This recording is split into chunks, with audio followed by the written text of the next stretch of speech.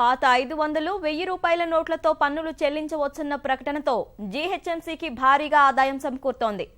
మరిన్ని వివరాలు మా ప్రతినిధి మురళిని అడిగి తెలుసుకుందాం. మురళి, చెప్పండి, ఇప్పటి వరకు ఎంత మొత్తం వసూలైంది? ఇవాళ జీహెచ్ఎంసీ ప్రవేశపెట్టిన ప్రత్యేక కౌంటర్ల ద్వారా, పౌర సేవా కేంద్రాల ద్వారా జీహెచ్ఎంసీకి భారీగా ఆదాయం సమకూరుతోంది.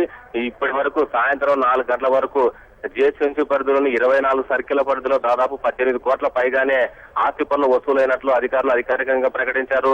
మొత్తం 24 సర్కిళ్ల పరిధిలో 4 జోన్లు ఉన్నాయి. East zone, south zone, central zone, అదేవిధంగా వెస్ట్ జోన్, నార్త్ జోన్. ఈ 5 జోన్లకు పరిధిలో మొత్తం 18 కోట్ల రూపాయలు వసూలైంది.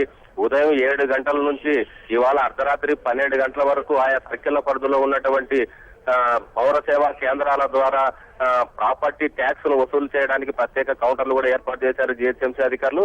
దీనికి పాత 500 రూపాయలు, 1000 రూపాయల నోట్లకు మాత్రమే చెల్లించే విధంగా వారికి ఒక సువర్ణ అవకాశం కూడా కల్పించారు జీహెచ్ఎంసీ అధికారులు. దీంతో పెద్ద ఎత్తున ఉదయం 7 గంటల నుంచి ఆయా సర్కిళ్లలో ఉన్నటువంటి కౌంటర్లకు సామాన్య మధ్యతరగతి ధనవంతులు కూడా ఎక్కువగా ఈ ఆస్తి పన్ను చెల్లించడానికి మొగ్గు చూపుతున్నారు. ముఖ్యంగా ఎక్కువ సంఖ్యలో సామాన్య మధ్యతరగతి ప్రజలే దాదాపు బకాయిలన్నింటినీ, పాత బకాయిలన్నింటినీ కూడా చెల్లించడానికి ముందుకు వస్తున్నారని జీహెచ్ఎంసీ అధికారులు కూడా ఇదివరకే ప్రకటించారు.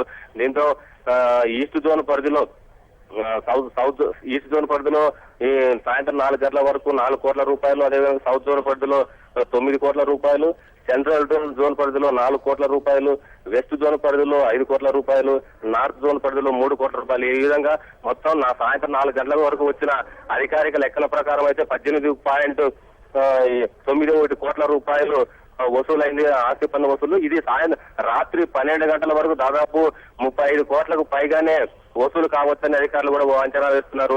ఎన్నడూ లేని విధంగా ఒక్కసారిగా పాత నోట్లు అన్ని ఒక్కసారిగా చెల్లించే విధంగా అధికారులు ఒక అవకాశం కల్పించడంతో పెద్ద సంఖ్యలోనే ప్రజలు ఆయా కౌంటర్లకు కూడా వస్తున్నారని చెప్పాలి. ధన్యవాదాలు మురళి.